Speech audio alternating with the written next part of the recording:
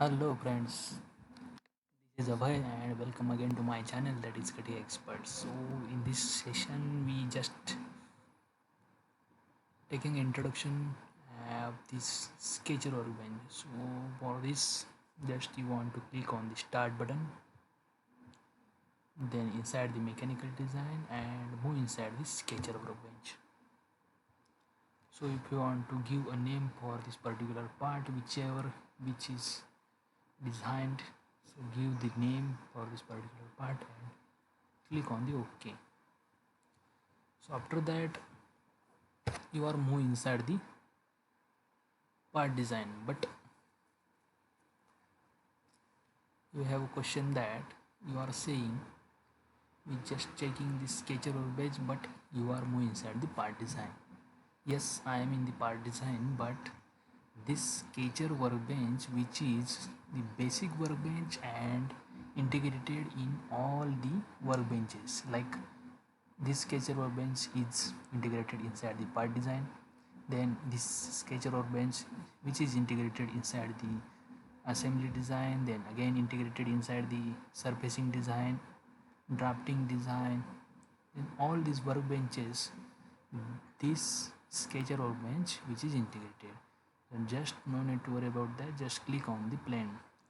So these are the planes. If you want to create a sketch on this YZ plane, so this works as a top view.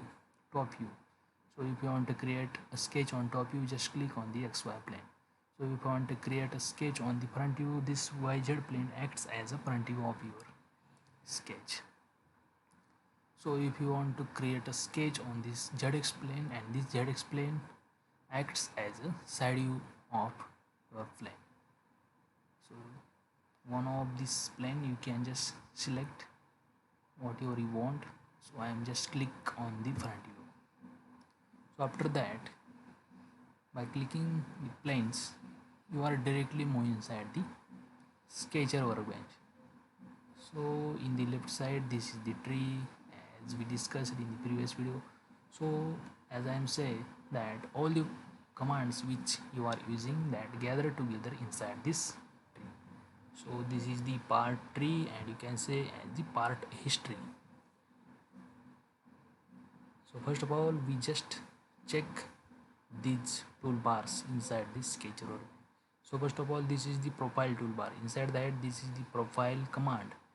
Then by using this profile command, you can just create whatever you want. So next is the rectangular. If you want to sketch a rectangular parallelogram, oriented parallelogram, then keyhole like structure, then elongated hole, hexagon, pentagon, whatever you want, just click on this particular command and drag it. Your sketch is ready for you. So next is circle, then next is spline, then ellipse, hyperbola, parabola inside that. So next is line, axis. If you want to create this one, just click it and drag it. So your profile and sketch is ready. So next is user selection filter, then operation toolbar. So inside that, this operation toolbar works as your makeup features or dress up feature. So in that, this is the corner acts as your fillet, then chamfer, then you can trim your line and points from one point to another point. This is the trims command. Then you can mirror symmetry, you can translate your part one point to another part. Inside that, various types of commands is there. You can offset, you can scale, you can rotate, you can translate, symmetry, mirror. So these are the commands which is integrated in the operation tools. So next is exit workbench. So whatever your sketch is ready, then you want to exit this workbench, then just click on this exit workbench command. Then you can switch or you can close this workbench and move inside the another workbench. So this is the main function of this exit workbench command. Next is measure. So if you want to measure the lines and sketch, then just click on this measure commands and use on your sketch and measure whatever you want. So next is constraints. So constraint commands makes important role. By using this command you can dimensioning your sketch or your profile.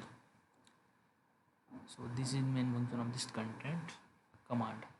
So next is view toolbar. So by using this view toolbar you can view your profile or your sketch as per your requirement. You can rotate, pan, fit, zoom in, zoom out, then normal view.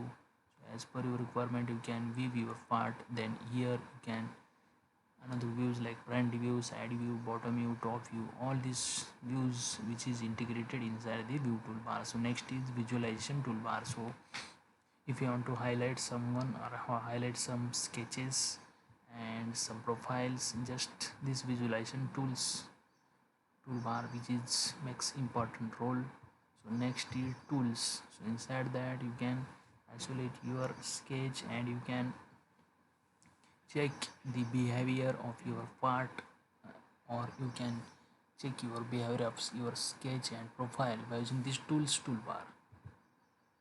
So this is the basic introduction for this CATIA Sketcher workbench. So thank you so much guys. This is all about this video. So please, if you like this video, please like and subscribe my channel for my inspiration.